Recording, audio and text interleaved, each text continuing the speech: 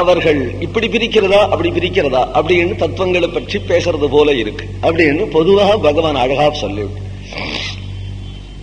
தத்துவங்களை பிரிக்கிற விஷயத்துல ஒரே தத்துவம் அப்படின்னு ஆதிசங்கரரும், 2 தத்துவம் அப்படின்னு மத்வாச்சாரியரும், 3 தத்துவம் அப்படின்னு ராமானுஜரும் பிரிச்சிருக்கார்கள். 3 தத்துவம் அப்படின்னா சித்து அச்சித்து ஈஸ்வரன் அப்படின்னு 3ஆக பிரிச்சிருக்கிறார். அச்சித்து அப்படிங்கிறது பிரபஞ்சம், ஜகத்து இருக்கிறது நமக்கு தெரியறது, ஜகத்து இல்லைன்னு யாரும் மறுக்க முடியாது. ஆகாசம் பூமி பிரபஞ்சம் இருக்கிறது தெரியறது, பிரபஞ்சத்தை வச்சுதான் நம்ம எல்லா விவகாரங்களும் செய்யறோம். பிரம்மத்தை பத்தி பேசணும்னா கூட பிரபஞ்சத்தை வச்சுதான் பேசணும். அதனாலதான் ஜன்மாத்தியஸ்ய யதகாங்கிற சூத்திரமே ஏற்பட்டது. காரணம் என்னன்னா, எது பிரத்யட்சமா தெரியறதோ அதை வச்சுட்டுதான் பிரத்யட்சமா தெரியாத விஷயத்தை நமக்கு சொல்ல வேண்டியிருக்கு. சந்திரன் நமக்கு தெரியல, 3ஆம் பிறை சந்திரன் நமக்கு தெரியல அப்படின்னாக்க எது தெரியறது? அந்த ஆலமரம் தெரியறது. ஆலமரம் தெரியறதுனால இந்த ஆலமரத்தை காட்டி அந்த கிளைய காட்டி அந்த ஓரமா இருப்பார் 3ஆம் பிறை சந்திரன் என்று தெரியாத 3ஆம் பிறை சந்திரனே தெரியற ஆலங்கிளைய காட்டிதானே சொல்ல வேண்டியிருக்கு. அதுபோல தெரியாத பரமாத்மாவே தெரிகிற பிரபஞ்சத்தை வச்சுதான் சொல்ல வேண்டியிருக்கு.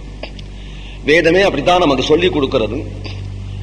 பரமாத்மான்னு சொல்லிட்டா எனக்கு தெரியலையே அப்படிம்பா, தெரியாததுனாலேயே நான் நம்ப மாட்டேன் அப்படிம்பா. அப்ப நீ எதை நம்புற? நான் பிரபஞ்சத்தை நம்புறேன். ஏன்னா நான் இருக்கேன், எனக்கு தெரியறது, பசி தாகம் இருக்கு, சாதம் இருக்கு, சாப்பிட்டா பசிக்கு தேவையில்லைன்னு தெரியறது, எனக்கு தெரியறது எது? பிரபஞ்சம் நம்புறேன். அப்போ உன் வழிக்கே வா. இந்த பிரபஞ்சம் உனக்கு தெரியறது இல்லையா? இந்த பிரபஞ்சத்தை இவ்வளவு ஆச்சரியமாக படைச்சவன் யார் அப்படின்னு பிரபஞ்சத்தை காட்டி அந்த பரமாத்மாவை காட்டுறது. யதோவா இவானி பூதானி ஜாயந்தே ஏன ஜாதானி ஜீவந்தி யத் பிரயந்தி அபிசம்விசந்தி தத்விஜிஜ்ஞாசஸ்வ தத் பிரம்மேதி. இந்த பிரபஞ்சத்துக்கு ஒரு கர்த்தா, இந்த பிரபஞ்சத்துக்கு ஒரு காரணம், ஒரு சாட்சி இருக்கணும் இல்லையா? இல்லாம இந்த பிரபஞ்சம் இருக்குங்கிறதுக்கு பிரமாணமே இருக்காங்க. பிரபஞ்சம் இருக்கிறதுக்கு ஒரு சாட்சி இருக்கு இல்லையா? ஏன்னா பிரபஞ்சம் இருக்குன்னு எப்படி தெரியறது? பிரபஞ்சம் இருக்குன்னு சொல்றீங்க, எப்படி தெரியறது? இந்த தூணுக்கு அந்த தூண் தெரியுமா? இந்த தூண் இருக்குன்னு இந்த சபைக்கு நான் பிரவச்சனம் பண்றேன்னு தெரியுமா? எவ்வளவு பெரிய சபை, எவ்வளவு நாற்காலி போட்டிருக்கு, எவ்வளவு பிரபஞ்சனம் இங்க பிரபஞ்சனம் பண்ணிருக்கேன், நான் வந்திருக்கேன்னு இந்த சபைக்கு தெரியுமா? எவ்வளவு பெருசா ஆகாசம், அந்த ஆகாசத்தை காட்டிலும் பெருசு இல்லை. அந்த ஆகாசத்துக்கு பூமி தெரியுமா? இதோ பூமி இருக்குன்னு, இந்த பூமிக்கு அதோ ஆகாசம் இருக்குன்னு தெரியுமா? அதோ கடல் அப்படின்னு பூமிக்கு தெரியுமா? கடலுக்கு இதோ மலை இருக்குன்னு தெரியுமா? பெரிய மலை இமயமலை, அந்த இமயமலைக்கு இது கங்கைன்னு தெரியுமா? கங்கைக்கு நாம் இமயமலையில ஓடி வரோம்னு தெரியுமா? சூரிய மண்டலம் இருக்கு, அவ்வளவு பெரிய சூரியனுக்கு இது பூமண்டலம்னு தெரியுமா? சந்திரனுக்கு சூரியனை தெரியுமா? இவ்வளவும் ஜடம், ஒண்ணுக்கு ஒண்ணு தெரியாது. ஆகாசத்துக்கு பூமியை தெரியாது, பூமி இருக்குன்னு ஆகாசத்துக்கு தெரியாது, பூமிக்கு ஆகாசம் இருக்குன்னு தெரியாது, மலைக்கு கடல் இருக்குன்னு தெரியாது, கடல் இருக்குன்னு மலைக்கு தெரியாது. இவ்வளவு யாருக்கு தெரியும்? உனக்கு தெரியும். அப்ப நீ ஆகாசத்தை விட, கடலை விட, மலையை விட பெரிய மகாந்தம் விபுமாத்மானம் மத்வாதீரோ நசோச்சதி என்று உபனிஷத் சொல்றது. அப்ப உன் ஸ்வரூபத்தை தெரிஞ்சுக்கும். உனக்குதான் பிரபஞ்சம் தெரியுமே தவிர பிரபஞ்சத்தை வச்சுன்னு உன்னை கண்டுபிடிக்க வேண்டிய அவசியம் இல்லை. பிரபஞ்சம் ஒண்ணு இருக்குன்னு ஒத்துக்கிறேன் இல்லையா? ஒத்துக்கிறேன். ஏன் தெரியுறா? எனக்கு தெரியறதேனா? அப்ப தான் யாரு? எனக்கு தெரியறதேன்னு சொல்றிய, நீ யாரு? நான் தான் மாறு தட்டிக்காத. ஏன்னா நீ போய் மாறு தட்டிக்கிறதுக்கு 4 பேர் இருப்பா.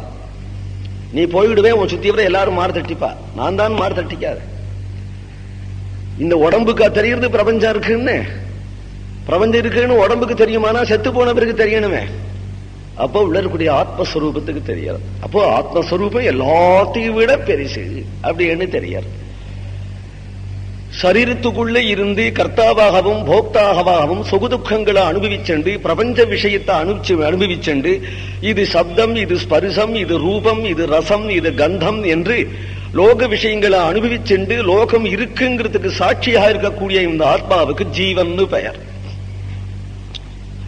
இத சித்து என்றும் பிரபஞ்சத்தை அச்சித்து என்றும் சொல்றோம். இந்த அச்சித்தான பிரபஞ்சமும் சுதந்திரமானது இல்லை, சித்தான ஜீவனும் சுதந்திரமானதல்ல. ஏன் அப்படின்னா அச்சித்தான பிரபஞ்சம் சுதந்திரமாயிருந்தா ஒரே சமயத்துல கிராமம் கிராமம் பூகம்பம் ஏற்பட்டிருக்குமே, கடல் பொங்கி இருக்குமே, ஆகாசத்துல உள்ள சூரியாதி மண்டலங்கள் ஒன்னோட ஒண்ணு மோதிண்டு எல்லாம் உடைஞ்சு போயிருக்குமே, பதபதன்னு நெருப்பு பத்திண்டு எல்லாம் பஸ்மமாயிருக்குமே, எல்லாம் எப்போ கட்டுப்பட்டு ஒரு லெவல்ல இந்த பிரபஞ்சம் போயின்னு இருக்கோ அப்ப இதுக்கு அத்தியட்சகன் ஒருத்தன் இருக்கான்.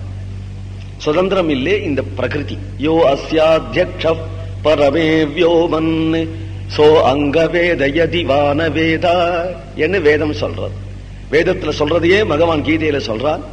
மயா அத்தியக்ஷேன பிரகிருதி சூயதே சச்சராச்சரம் ஹேதுனானேன கௌந்தேயா ஜகத்தி பரிவர்த்ததே. நான் அத்தியட்சகனா இருக்கிறதுனால ஜகத்து சரியா நடந்து இருக்குங்கிறான்.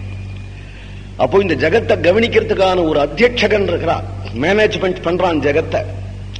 அதனால இந்த ஜகத்து ஒரு மண்டலம் ஒரு மண்டலத்துல மோதிடாம அதாவது அப்பப்படியே கரெக்டா நடக்கும்படி இதை நடத்தின்னு போகிற ஒரு அத்தியட்சகன். பீஷாஸ்மாத்வாதப்பவதே பீஷோதேதி சூரிய.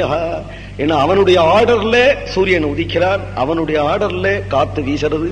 எவ்வளவு வீசினால் நம்ம ஜீவிக்க முடியுமோ, எவ்வளவு மழை பொழிஞ்சால் நம்ம ஜீவிக்க முடியுமோ அந்த அளவுக்கு இது எல்லாத்தையும் ஒரு லெவல் படுத்தி நடத்தின்னு போகிறதுனால அச்சித்தார இந்த ஜடம்ங்கிற பிரபஞ்சமும் சுதந்திரமானதில்லை, இதுக்கு ஒரு நியாமகன் இருக்கிறான். ஜீவன் சுதந்திரமானவன் அப்படின்னு நினைச்சா அப்போ இவன் பெரிய நல்ல பணக்கார குடும்பமா பார்த்து பிள்ளையா பிறக்கலாமே. பிச்சைக்காரனுக்கு தானே நிறைய குழந்தைகள் பிறக்கிறது.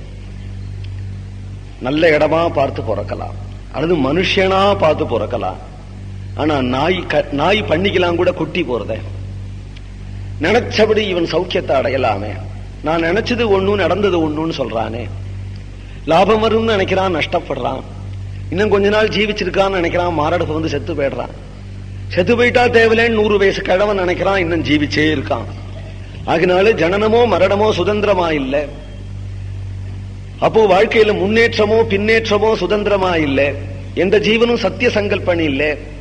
அவன் படிக்கிறது ஒண்ணு, உத்தியோகம் போறது ஒண்ணும். உத்தியோகத்துல உழைக்கிறவன் ஒருத்தன், பிரமோஷம் ஆயிட்டு போறவன் ஒருத்தன். ஆக பல்வேறு கஷ்டங்கள்லயும் இவன் தன் இஷ்டம் இல்லை, தன் இஷ்டப்படி நடக்கலை அப்படிங்கறத க்ஷணே குடும்பத்திலையும் உணர்றான், உடம்புலையும் உணர்றான், ஆபீஸ்லயும் உணர்றான். அப்ப இவன் எப்படி சுதந்திரன்னு சொல்றது? காலத்துக்கு வசமானவன், இயற்கைக்கு வசமானவன், கர்மாவுக்கு வசமானவன், மனசுக்கு வசமானவன், பஞ்சபூதங்களுக்கு வசமானவன், குடும்பத்துல ஒத்தருக்கொத்தர் வசமானவன், ஆபீஸ்ல வசமானவன், அரசியலுக்கு வசமானவன், எல்லாத்துக்கும் மேல தெய்வத்துக்கு வசமானவன். இத்தனை பேர்களுக்கும் பராதீனமா இருக்கக்கூடிய தன்னை சுதந்திரம்னு சொல்லிக்க முடியாது. ஆக இவனை நடத்தின்னு போகிற ஒரு சர்வேஸ்வரன் இருக்கான். இவனுடைய பூர்வ கர்மானுசாரமாக இவனுக்கு நீ இன்ன ஜன்மா, நீ இன்ன குடும்பத்துல போய் போற, உனக்கு இன்ன உத்தியோகம், இன்னார் மனைவி, இவ்வளவு குழந்தைகள், இவ்வளவு வயசு, நீ வா அப்படி நடத்துறவன் ஒருத்தன் இருக்கான். யாரும் மறுக்க முடியாது. ஏனால் பிரபஞ்சத்துல பார்க்கும் பொழுது, பிரத்யட்சமா பார்க்கும் பொழுது மறுக்க முடியாது. ஈஸ்வரனை பார்க்கல, காரியத்தை பிரத்யட்சமா பார்க்க. அதனால ஜீவனும் சுதந்திரன் இல்லை, பிரகிருதியும் சுதந்திரமானது அல்ல. இது ரெண்டையும் நடத்தின்னு போகிற ஒரு ஈஸ்வர தத்துவம் இருக்கு அப்படின்னு மூன்றாவது தத்துவம்.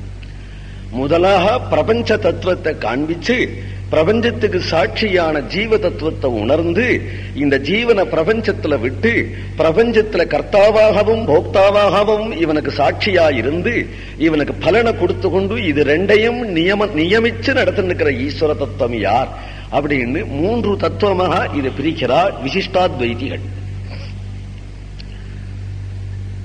துவைதிகள் அப்படிங்கிறவாள் இரண்டே தத்துவமாக பிரிக்கிறார். சுதந்திரமான தத்துவம் ஒன்று, பராதீனமான தத்துவம் ஒன்று அப்படின்னு ரெண்டா பிரிச்சு விடுறார். சுதந்திரமான தத்துவம் ஈஸ்வரன், ஈஸ்வரனுக்கு அதீனமான தத்துவம் ரெண்டு. எது? சித்து அச்சித். பிரகிருதியாகிய பிரபஞ்சம், இதுல கர்த்தாவாகவும் போக்தாவாகவும் இருக்கக்கூடிய ஜீவன், இந்த ரெண்டு பேரும் ஈஸ்வரனுக்கு தானே அதீனம். ஈஸ்வரனுக்கு அதீனமா இருக்கிறதுனால ஈஸ்வரனுடைய சொத்து தானே இது. அப்போ சொத்து சுவாமி அப்படின்னு பிரிச்சுட்டியானா ரெண்டா பேடம். சொத்து சுவாமி. சுவாமிங்கிற தத்துவம் சர்வோத்தமனான ஹரி நாராயணன் பரமாத்மா. சொத்துங்கிறது பிரகிருதி புருஷன். புருஷனாகிய ஜீவன், பிரகிருதியாகிய நேச்சர், இது ரெண்டும் அவனுடைய சொத்து அப்படின்னு பிரிச்சு விட்டா சொத்து சுவாமிங்கிற ரெண்டே தத்துவம் தானே அப்படிங்கிறது மாத்வ மதம், துவைத மதம். சுதந்திரமான தத்துவம், பரதந்திரமான தத்துவம். பரதந்திரமான தத்துவத்துல பிரகிருதியும் புருஷனையும் அடக்கிவிட்டார். சுதந்திரமான தத்துவம் பிரம்மம். பிரம்மத்துக்கு அதீனமானது பிரகிருதியும் புருஷனும் அப்படின்னு பிரிச்சு விட்டார். அத்வைத்தம் அப்படிங்கிறது என்னன்னா, எப்போ பிரகிருதி புருஷன் இது ரெண்டும் சுவாமியான பிரம்ம